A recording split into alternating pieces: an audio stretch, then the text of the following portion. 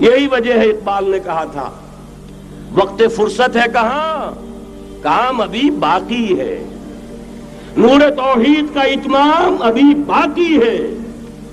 لیکن ساتھ ہی خوشخبری بھی دی تھی، یہ چمن معمور ہوگا نغمہ توحید سے، آئے گا وہ دور، یہ چمن معمور ہوگا نغمہ توحید سے، لازماً آ کر رہے گا۔ لہذا اب اس کے درمیان جو یہ فصل ہے اس کو سوچئے۔ لیکن میں اس سے پہلے ذرا وہ حدیثیں کہ جن میں حضور کی سری پیشن گوئی آئی ہیں بڑی تیزی کے ساتھ آپ کو سنا دینا چاہتا ہوں، اور اس کی وجہ کیا ہے۔ یہ زمینی حالات جنہیں میں نے کہا تھا انہیں دیکھیں، ظاہر بات ہے کبوتر کی طرح آنکھیں بند کرنے کا تو فائدہ نہیں، حقیقت کو دیکھنا پڑے گا۔ حقیقت کو دیکھتے ہیں تو دل بیٹھ جاتا ہے، مایوسی کے اندھیارے چھا جاتے ہیں، امید کی کوئی کرن کہیں نظر نہیں آتی۔ کہاں نظر آئے؟ مولانا نے کتنا عمدہ نقشہ کھینچا ہے، کہاں ہے وہ اسلام؟ مسلمان تو ہیں، 1 ارب سے زیادہ ہیں، لیکن کوئی پوچھے 1 انچ زمین دکھاؤ جہاں اسلام تم نے نافذ کیا، تو وہاں ہمارے ہاتھوں کے طوطے اڑ جائیں گے۔ نتیجہ یہ ہے کہ حالات تو زمینی جو ہے وہ ہے مایوس کن۔ اس میں ظاہر بات ہے کہ امید کا دامن تھامنے کے لیے ہمیں کوئی چیز چاہیے، اور وہ چیز ہے جو محمد عربی صلی اللہ علیہ وسلم اپنی خوشخبریوں کی شکل میں دے کر گئے۔ آپ نے اپنے دور سے لے کر قیامت تک 5 دور گنوا دیے۔ تکون النبوۃ فیکم ما شاء اللہ ان تکون ثم يرفع اللہ اذا شاء يرفعها ثم تكون خلافتنا على منهاج النبوة ثم تكون ملكا عاضا ثم تكون ملكا جبريا ثم تكون خلافتنا على منهاج النبوة۔ یہ طویل حدیث کا میں نے صرف خلاصہ سنایا ہے آپ کو۔ مسند احمد ابن حنبل کی روایت ہے، حضرت نعمان ابن بشیر راوی ہے رضی اللہ تعالی عنہ۔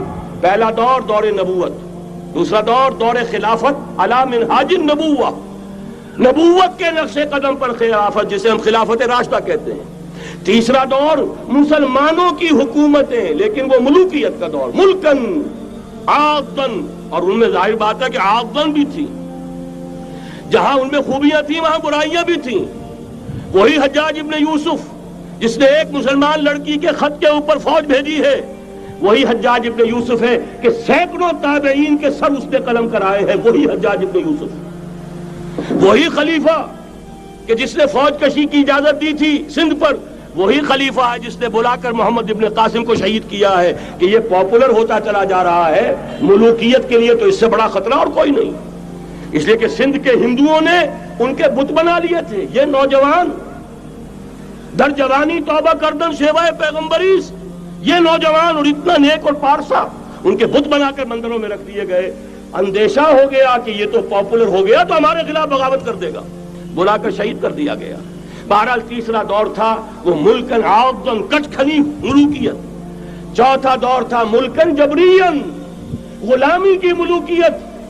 پہلے کم سے کم بادشاہ مسلمان نام کے تو تھے، اب تو ہم ملکہ برطانیہ کے زیر نگیں تھے، تاج برطانیہ کے غلام تھے، کہیں ولندیزیوں کے غلام تھے، کہیں کسی اور کے غلام تھے، کہیں اطالویوں کے غلام تھے، کہیں فرانسیسیوں کے غلام تھے۔ یہ چوتھا دور نوٹ کر لیجئے، آدھا ختم ہو گیا، آدھا باقی ہے۔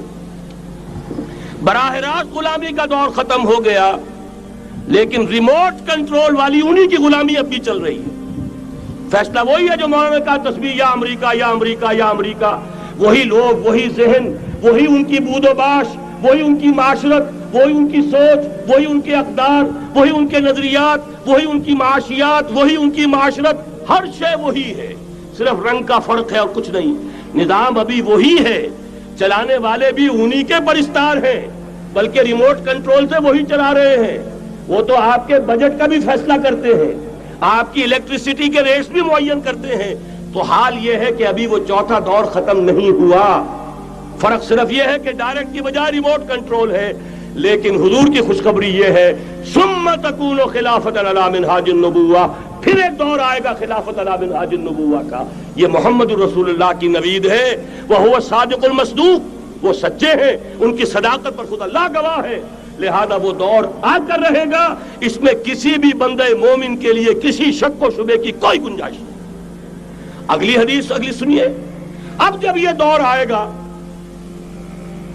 تو عالمی ہوگا، جیو ورلڈ آرڈر نہیں ہوگا، جسٹ ورلڈ آرڈر ہوگا۔ یہ نیو ورلڈ آرڈر NWO، حقیقت میں جیو ورلڈ آرڈر ہے JWO، لیکن اسی کو بدلنا ہے جسٹ ورلڈ آرڈر آف اسلام، اور وہ گلوبل ہوگا۔ دو حدیثوں کا تذکرہ کر دوں۔ حضرت ثوبان حضور کے ایک آزاد شدہ غلام تھے، وہ روایت کرتے ہیں، مسلم شریف کی روایت ہے، یہ صحیحین میں فرماتے ہیں کہ حضور نے ارشاد فرمایا، ان اللہ زوالی الارض فرأیت مشارقها ومغاربها وان امتی سیبلغ ملکها ما زوی لی منها، رواہ مسلم رحمہ اللہ۔ حضور فرماتے ہیں اللہ تعالیٰ نے میرے لیے پوری زمین کو لپیٹ دیا، یہاں تک کہ میں نے اس کے سارے مشرق دیکھ لیے، سارے مغرب دیکھ لیے، اور سن لو مجھ سے، ٹیک اٹ فرام می، میری امت کی حکومت ان تمام علاقوں پر قائم ہو کر رہے گی جو مجھے زمین کو لپیٹ کر اور سکیڑ کر دکھا دیے گئے۔ گلوبل ہوگی کہ نہیں؟ دوسری حدیث سنیے، یہ پھر مسند احمد ابن حنبل کی ہے۔ حضرت مقداد ابن الاسود رضی اللہ تعالی عنہ فرماتے ہیں، حضور نے فرمایا، لا يبقى على ظهر الارض بيت وبر ولا مدر الا ادخله الله كلمة الاسلام بعز عزيز وذل ذليل، اما يعزهم الله فيجعلهم من اهلها او يذلهم فيدونون لها۔ یہ ہے حدیث مسند احمد ابن حنبل کی۔ اور حضرت مقداد فرماتے پھر میں نے کہا اچھا تب تو ہو جائے گی وہی بات، وَيَكُونَ الدِّينُ كُلُّهُ لِلَّهِ، دین کل کا کل اللہ کے لیے ہو جائے گا۔ حدیث کا ترجمہ یہ ہے کہ حضور نے فرمایا، روئے زمین پر نہ کوئی اینٹ گارے کا بنا ہوا گھر رہے گا، نہ کوئی اونٹ کے بالوں کے بنے ہوئے کمبلوں کا خیمہ رہے گا جس میں اللہ تعالیٰ کلمہ اسلام کو داخل نہ کر دے۔ لیکن یہ داخلہ دو طریقے سے ہوگا، بعز عزیز وذل ذلیل، یا صاحب عزت کے اعزاز کے ساتھ، یا کسی مغلوب کی مغلوبیت کے ساتھ، یعنی یا تو اللہ تعالیٰ ان کا اعزاز فرمائے گا اور وہ کلمہ اسلام کے خود قائل ہو جائیں گے۔ جب گھر والا خیمے والا اسلام لے آئے گا تو اسلام اس کے گھر میں داخل ہوگا، اس کو بھی عزت نصیب ہوگی۔ وَلِلَّهِ الْعِزَّةُ وَلِرَسُولِهِ وَلِلْمُؤْمِنِينَ، عزت تو حق ہے اللہ کا، اس کے رسول کا اور اہل ایمان کا۔ اور اگر وہ اسلام قبول نہیں کرے گا تو یؤت الجزیۃ عن ید وہم صاغرون، چھوٹے ہو کر رہنا پڑے گا، جزیہ دینا ہوگا، اسلام کی بالادستی قبول کرنی ہوگی۔ بتائیے اس کے بعد بھی کوئی شک ہے؟ یہ ہے آسمانی نقشہ۔ کیا اسلام اور نفاذ شریعت کا ایک جذبہ پروان چڑھ رہا ہے؟ یہ جذبہ شروع ہوا ہے کب؟ جب کہ کولونیل رول کا بستر طے ہونا شروع ہوا، یہ یورپین جو پاورز تھی انہوں نے اپنا بستر رول کرنا شروع کیا، تو جیسے جیسے مسلمان ممالک آزاد ہوئے ان کو یاد آیا، جیسے آدمی کو نیند سے اٹھے تو یاد آیا کہ میں نے کوئی خواب دیکھا تھا، یاد آیا کہ ہمارا بھی تو ایک نظام ہوتا تھا نا، یا انگریزوں کے آنے سے پہلے، یا ولندیزیوں کے آنے سے پہلے، یا فرانسیسیوں کے آنے سے پہلے، یا اطالویوں کے آنے سے پہلے، یا اسپینیئرز کے آنے سے پہلے، یہ آخر ہمارا نظام تھا، تو اب ہم اس نظام کو دوبارہ قائم کریں۔ یہ جذبہ تھا، اگرچہ مبہم تھا، واضح نہیں تھا، اور یہ کہ آج کے دور میں اسلامی نظام کیا ہوگا، کیسے ہوگا، اس کے کوئی واضح تصورات نہیں تھے، لیکن جذبہ موجود تھا۔ اسی کو علامہ اقبال نے جو ہے ابلیس کی زبان سے کہلوایا ہے، وہ ابلیس کی مجلس شورا میں، کہ ہے اگر کوئی خطر مجھ کو تو اس امت سے ہے، نہ مجھے جمہوریت سے کوئی اندیشہ ہے، ہم نے خود شاہی کو پہنایا جمہوری لباس سے، تو ہم نے خود ہی اس کو لباس اڑا دیا ہے شاہی کو، اور اسے جمہوریت کا رنگ دے دیا ہے۔ وہ انڈیویجول ساورنٹی کی بجائے پاپولر ساورنٹی، کلیکٹیو ساورنٹی، وہ شرک جو کا تو ہے، کفر جو کا تو ہے، اور نہ مجھے اشتراکیت سے کوئی اندیشہ ہے۔ کب ڈرا سکتے ہیں مجھ کو اشتراکی کوچہ گر؟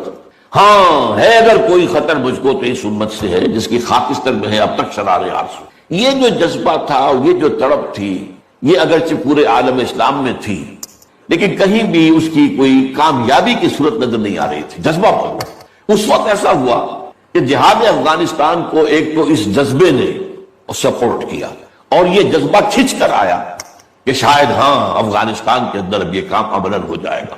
اس لیے پوری دنیا سے لوگ آئے، والنٹیئرز آئے، انہوں نے جانیں دی، انہوں نے وہاں پر محنتیں کی، اپنے کوئی انڈونیشیا سے چلا آ رہا ہے، کوئی برما سے چلا آ رہا ہے، کوئی فلسطین سے چلا آ رہا ہے، کوئی فلپائن سے چلا آ رہا ہے، کوئی تھائی لینڈ سے چلا آ رہا ہے، کوئی سعودی عرب سے چلا آ رہا ہے، کوئی مصر سے چلا آ رہا ہے، کوئی لیبیا سے چلا آ رہا ہے، کوئی چچنیا سے چلا آ رہا ہے، یہ سارے لوگ آئے وہاں، اس لیے کہ جذبہ یہ کہا گیا کہ جہاد فی سبیل اللہ ہے، میں واضح کر چکا ہوں کہ میرے نزدیک وہ جہاد فی سبیل اللہ نہیں تھا.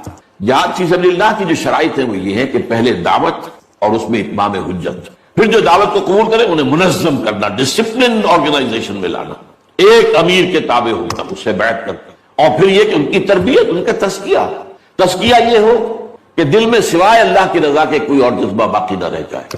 یہ مال و دولت دنیا یہ نہیں، کچھ نہیں، نہ حکومت نہ سیادت، صرف اللہ کا، اللہ کی رضا.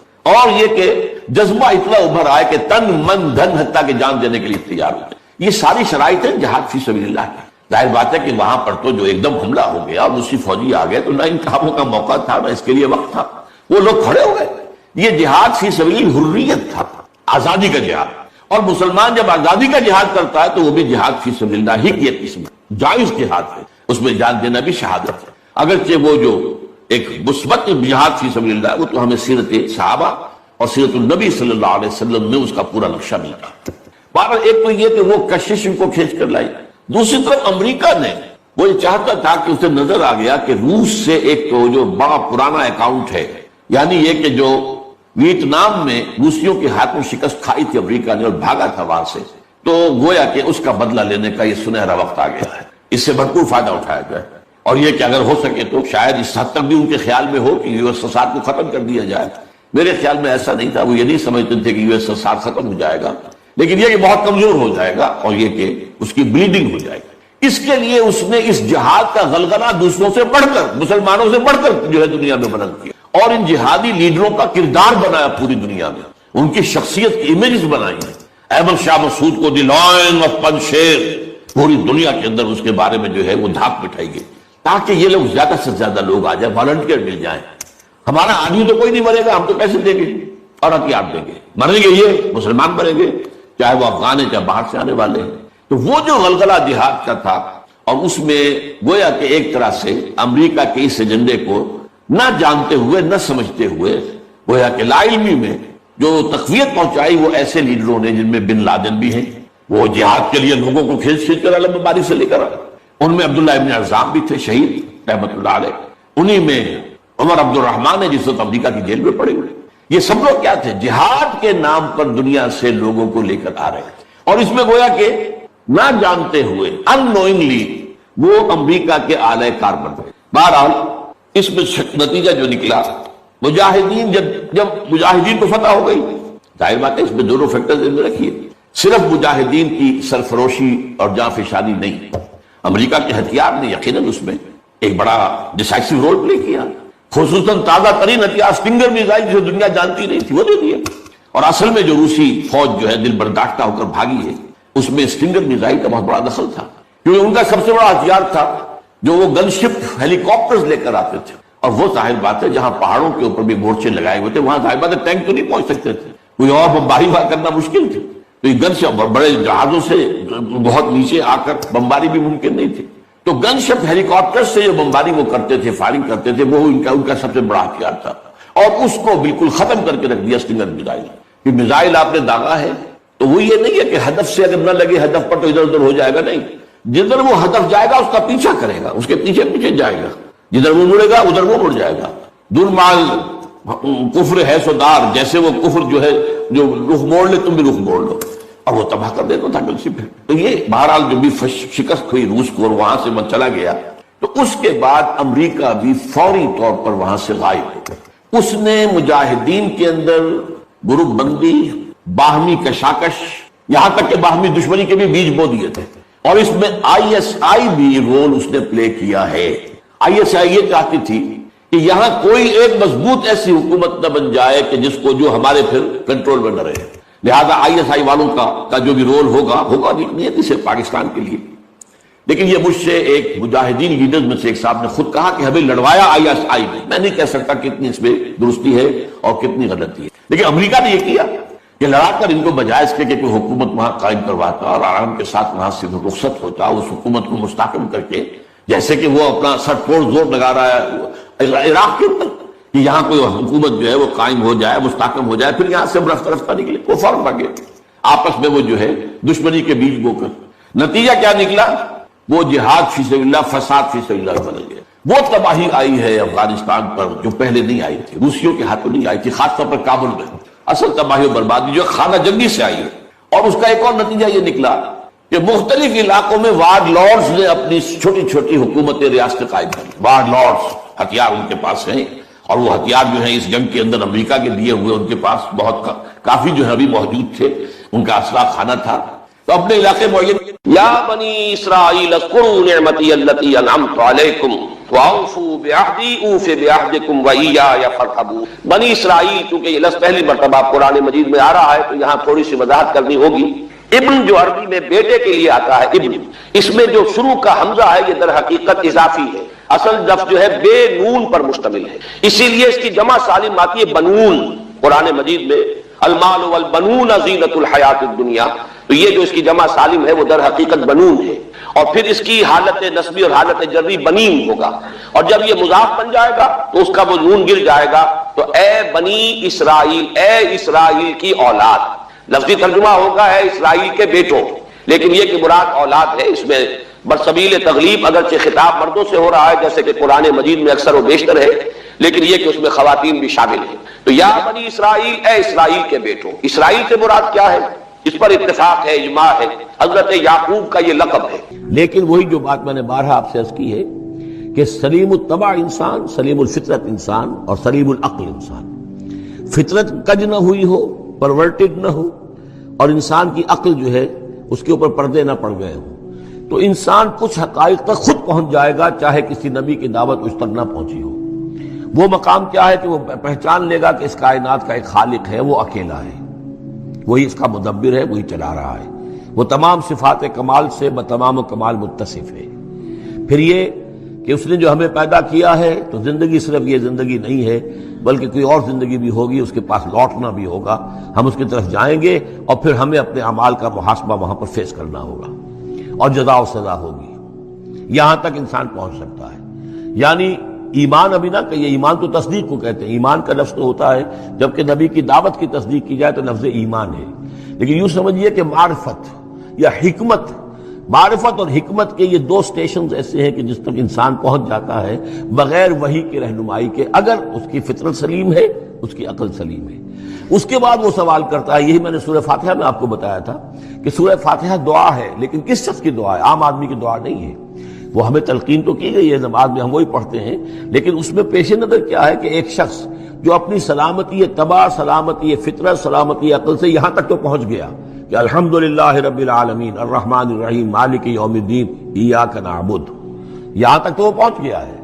اے رب پھر تیری ہی بندگی کرنی چاہیے، تیری ہی مرضی پر چلنا چاہیے، لیکن تیری مرضی کس شے میں ہے یہ ہمیں معلوم نہیں. تو کس چیز سے راضی ہوتا ہے، کس سے ناراض ہوتا ہے یہ ہمیں معلوم نہیں.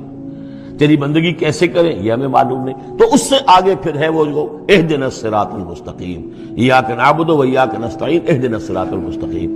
تو ایسی ایک شخصیت تھی حضرت لقمان کی. جہاں تک روایات ہیں ان سے معلوم ہوتا ہے کہ یہ حبشی النسل تھے. نوبیا ایک جگہ ہے کہ جو سوڈان اور یوں سمجھیے کہ مصر کے تقریباً درمیان یا سرحد پر ہے، وہاں یہ رہتے تھے اور کارپینٹر تھے.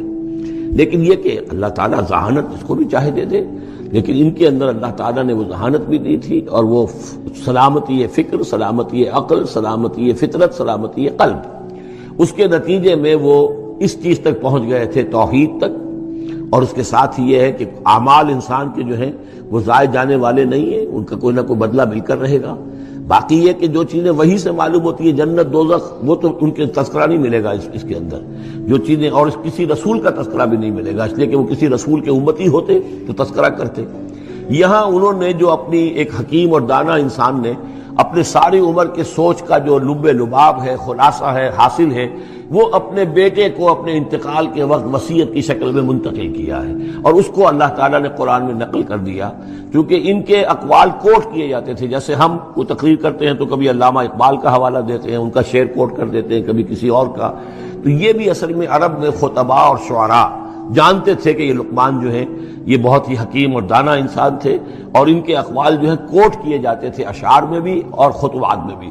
تو اللہ نے بتایا کہ دیکھو یہ لقمان بھی جو اپنی سلامتی طبع اور سلامتی فکر کی وجہ سے جہاں تک پہنچا، وہ وہی اصول ہے کہ جن کی طرف محمد تمہیں دعوت دے رہے ہیں صلی اللہ علیہ وسلم. وَلَقَدْ آتَيْنَا لُقْمَانَ الْحِكْمَةَ، اور ہم نے لقمان کو دانائی عطا کی. دانائی کا نتیجہ کیا تھا؟ انشکر للہ، کہ شکر کرو اللہ کا. دانائی کا تقاضا، فطرت کی سلامتی کا تقاضا کیا ہے؟ جو بھی آپ کے ساتھ بھلائی کرے اس کے لیے ایک احسان مندی کے جذبات آپ میں پیدا ہونے چاہیے. اگر نہیں ہو رہا ہے تو فطرت جو ہے پرورٹڈ ہے، بس ہو گئی. جو بھی بھلائی کرے. اور عقل کا تقاضا کیا ہے کہ اصل جو ہے منعم اس کو پہچان لیا جائے، اور وہ اللہ ہے. تو نتیجہ کیا نکلے گا؟ وہ سلامتی طبع جمع سلامتی عقل. تو اللہ کو پہچان لیا جائے اور کہا جائے الحمدللہ، جہاں سے قرآن مجید شروع ہوتا ہے. انشکر للہ، کہ شکر کرو اللہ کا. ومن یشکر فانما یشکر لنفسہ، جو کوئی بھی شکر کرتا ہے تو وہ شکر کرتا ہے اپنے ہی بھلے کے لیے، اپنے ہی فائدے کے لیے. ومن کفر فان اللہ غنی حمید، اور جو کفران نعمت کرتا ہے، ناشکری کرتا ہے، تو اللہ تو غنی اور حمید ہے. وَإِذْ قَالَ لُقْمَانُ لِابْنِهِ، اب یہاں سے حضرت لقمان کی وہ نصیحتیں ہیں جو انہوں نے اپنے بیٹے کو کی ہیں، یہاں مذکور نہیں ہے، لیکن مراد یہی ہے کہ انتقال کے وقت. جیسے کہ کوئی شخص دولت مند ہے تو وہ اپنے انتقال کے وقت اپنے بیٹوں کو، یا اگر بیٹا ایک ہی ہے تو اسے بتائے گا کس سے لینا ہے، کس کو دینا ہے، کیا حساب کتاب ہے، کہاں کہاں میرے ایسٹس ہیں. کوئی دفینہ ہے تو بھی بتائے گا کہ میرا وہاں فلاں جگہ پر دولت دفن ہے. ایک حکیم انسان کے پاس اصل شے اس کی ساری عمر کے غور و فکر کا جو حاصل ہے کہ میں نے جو کچھ سوچا ہے، میں نے جو کچھ بھی حاصل کیا ہے اپنی فطرت سلیمہ اور عقل سلیم کی رہنمائی میں، وہ میں تمہیں منتقل کر رہا ہوں. وَإِذْ قَالَ لُقْمَانُ لِابْنِهِ وَهُوَ يَعِظُهُ، یاد کرو جب کہ کہا لقمان نے اپنے بیٹے سے اور وہ اسے نصیحت کر رہے تھے. یا بنی لا تشرک باللہ، نمبر 1 اللہ کے ساتھ شرک مت کیجو. ان الشرک لظلم عظیم، یقیناً شرک بہت بڑا ظلم ہے، بہت بڑا ظلم ہے، سب سے بڑی ناانصافی. عربی زبان میں ظلم کہتے ہیں وضع الشیء فی غیر محلہ، کسی شے کو ہٹا کر اس کے اصل مقام سے ہٹا کر کہیں اور رکھ دینا، یہ ظلم ہے. اللہ خالق ہے تنہا، باقی سب مخلوق ہے. اب آپ نے مخلوق میں سے کسی کو اللہ کے برابر کر دیا، یا اللہ کو کسی اعتبار سے گرا کر مخلوق کے سب میں لا کے کھڑا کر دیا، تو اس سے بڑا شر، اس سے بڑی ظلم، اس سے بڑی ناانصافی، اس سے بڑا ظلم کوئی نہیں. وَإِذْ قَالَ لُقْمَانُ لِابْنِهِ وَهُوَ يَعِظُهُ يَا بُنَيَّ لَا تُشْرِكْ بِاللَّهِ إِنَّ الشِّرْكَ لَظُلْمٌ عَظِيمٌ. اور اس کے بعد فوراً ہی اللہ تعالیٰ نے اپنی طرف سے ایک بات ایڈ کی ہے. یہ چوتھا مقام آ گیا ہے کہ جہاں اللہ کے حق کے فوراً بعد والدین کا حق.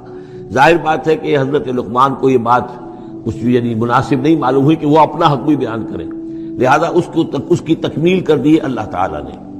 وَوَصَّيْنَا الْإِنسَانَ بِوَالِدَيْهِ، اور ہم نے وصیت کی انسان کو اس کے والدین کے بارے میں، اور والدین میں سے بھی خاص طور پر والدہ، اس لیے کہ زیادہ مشقت وہ جھیلتی ہے، زیادہ تکلیفیں بچوں کی پرورش میں ماں کو برداشت کرنی پڑتی ہے.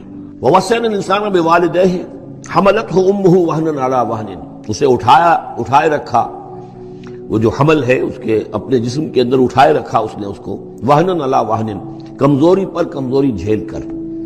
وَفِصَالُهُ فِي عَامَيْنِ، پھر اس کا دودھ چھڑانا ہوا 2 سال میں سے. پھر یہ کہ پہلے 9 مہینے تو جونک کی طرح اس کے جسم کے اندر خون چوستا رہا، اور اس کے بعد پھر جو ہے دودھ اس کا جو ہے پیا ہے، تو وہ بھی اس کی توانائیاں اور اس کی قوت ہی ہے کہ جو دودھ کی شکل میں اس کے لیے غذا بنی ہے.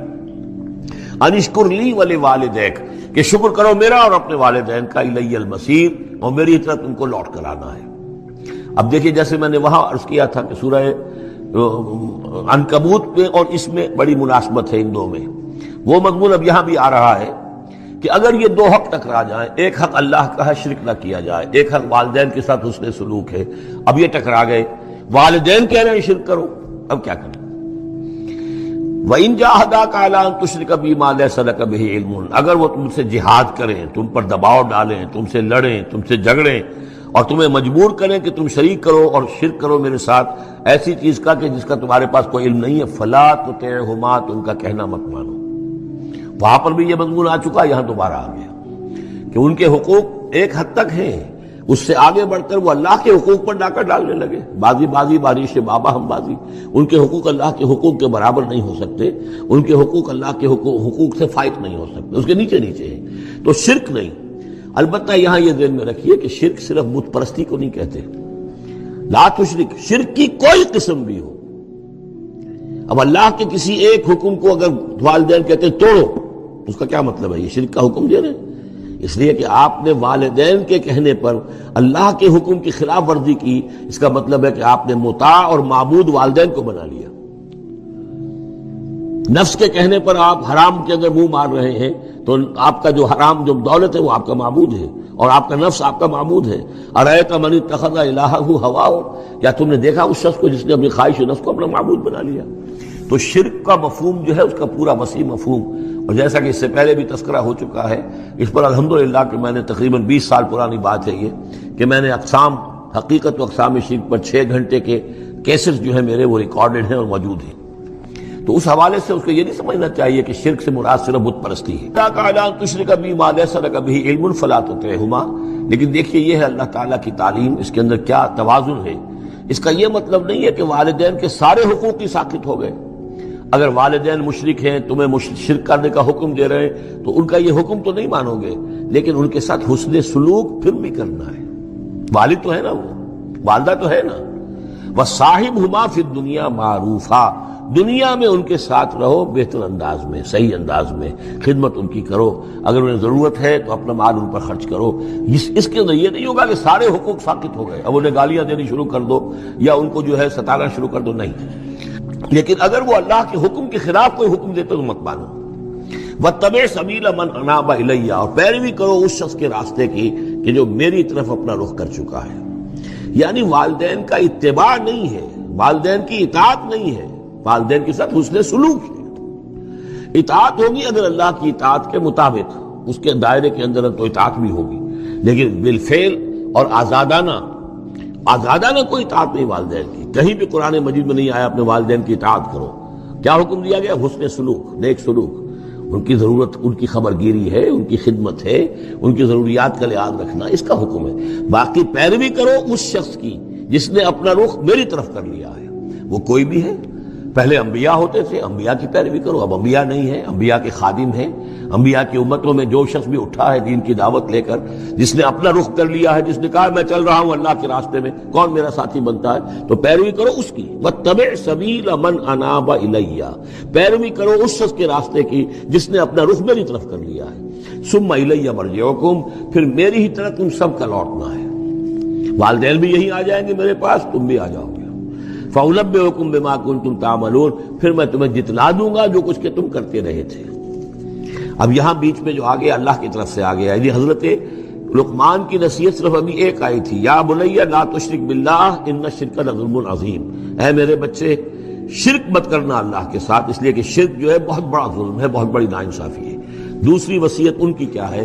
یا بنی انہا ان تک مثقال حبۃ من خردل فتکن فی صخرۃ او فی السماوات او فی الارض یأت بها اللہ ان اللہ لطیف خبیر۔ اے میرے بچے، عمل خواہ وہ نیکی کا ہو خواہ بدی کا ہو، انہا، ہا کی ضمیر ہے عمل کی طرف، عمل خواہ ایک رائی کے دانے کے ہم وزن ہو۔ اب یہ سب سے چھوٹی چیز، رائی کا دانہ، فتیلہ، نقیرہ، یہ 3 چیزیں آتی ہیں قرآن مجید میں عام طور پر چھوٹی شے کے لیے، لا یظلمون فتیلہ، لا یظلمون نقیرہ، اور یہ کہ رائی کا دانہ بہت چھوٹا۔ تو چاہے وہ نیکی یا بدی ہو، رائی کے دانے کے ہم وزن، اور پھر فتکن فی صخرۃ، وہ کسی پہاڑ کی، کسی چٹان کے پیٹ میں جا کر، کسی کھو کے اندر جا کر وہ عمل کیا گیا ہو، اور فی السماوات، یا آسمانوں میں کیا گیا ہو۔ اب تو آسمانوں میں ہے نا، آپ خلا میں جا کر وہ عمل کر رہے ہیں، تو پھر اب تو انسان جو ہے وہاں تک پہنچ گیا ہے۔ اور فی الارض، یا زمین کے پیٹ میں گھس کر کیا گیا ہو، یأت بہ اللہ، اللہ اسے لے آئے گا۔ یعنی انسانی اعمال، انسان اشرف المخلوقات ہے، اور انسانی اعمال ایسی گھٹیا چیز نہیں ہے کہ ایسے ضائع کر دے اللہ، چاہے وہ نیکی ہے چاہے بدی۔ فمن یعمل مثقال ذرۃ خیرا یرہ ومن یعمل مثقال ذرۃ شرا یرہ، لیکن عمل ضائع نہیں ہوگا، چاہے وہ رائی کے دانے کے برابر ہو، پھر چاہے وہ کسی چٹان میں گھس کر کیا گیا ہو، کسی پہاڑ کی کھو میں کیا گیا ہو، چاہے وہ خلا اور فضا کی پہنائیوں میں کیا گیا ہو، چاہے وہ زمین کے اندر سرنگ کھود کر کیا گیا ہو، یأت بہ اللہ ان اللہ لطیف خبیر، یقیناً اللہ تعالیٰ باریک بین ہے، باخبر ہے۔ اب 2 چیزیں آ گئیں، اللہ کے ساتھ شرک نہیں، اور اعمال کے بارے میں دیکھ لو، نیکی اور بدی کے نتائج نکل کر رہیں گے۔ اس سے آگے باعث بعد الموت کا یہاں تذکرہ نہیں ہے، اس سے بعد جنت اور دوزخ کا، اس لیے کہ یہ چیزیں معلوم ہوتی ہیں پھر نبی کے بتانے سے۔ اصولی طور پر جو چیز حکمت سے انسان جہاں تک پہنچ سکتا ہے وہ 2 ہے، ایک خالق اور اس کے ساتھ شرک نہ ہو، اور نمبر 2 اس اعمال انسانی ان کا ضرور بدلہ ملے گا۔ اب اس کے بعد تیسری بات، یا بنی اقم الصلاۃ، نماز قائم رکھ، یعنی جس اللہ کو تم نے پہچان لیا ہے، اب محض ایک مرتبہ پہچان لینا کافی نہیں ہوگا، اسے یاد رکھنا ضروری ہے۔ ورنہ شیطان تمہیں ورغلائے گا، تمہیں ادھر ادھر سے جو ہے تمہارا نفس تمہیں غلط راستے پر ڈال دے گا، جب تک کہ یہ ایمان باللہ مستحضر نہ رہے ذہن کے اندر۔ اور ایمان باللہ کو مستحضر رکھنے کے لیے ذکر ہے جو ہم پڑھ چکے ہیں، اتل ما اوحی الیک من الکتاب واقم الصلاۃ ان الصلاۃ تنہی عن الفحشاء والمنکر۔ لہذا اب نماز کون سی تھی وہ ہم نہیں جانتے، لیکن کوئی ذریعہ ایسا ہونا چاہیے کہ تم اللہ کو یاد کیا کرو۔ یا بنی اقم الصلاۃ، اور نمبر 4 وامر بالمعروف وانہی عن المنکر، اور نیکی کا حکم دو اور بدی سے روکو۔ یہ بھی تمہاری ذمہ داریوں میں سے ہے، یہ بھی انسان کی یوں سمجھیے کہ اس کی انسانیت، اس کی شرافت، اس کی مروت کا تقاضا ہے کہ وہ اپنے جو ابنائے نو ہیں، جو بھی انسان ہیں، ان کی بھلائی کے لیے کوشاں ہوں، اور سب سے بڑی بھلائی ان کی اور سب سے بڑی خدمت یہی ہے کہ انہیں برائیوں سے روکا جائے اور بھلائیوں کی دعوت دی جائے۔ وَاصْبِرْ عَلَىٰ مَا أَصَابَكَ، اور یہ بھی جان لو کہ اگر یہ امر بالمعروف نہی عن المنکر کرو گے تو تکلیفیں آئیں گی، مصیبت آئیں گی۔ پسند تو کسی کو نہیں ہے کہ آپ اس پر تنقید کریں۔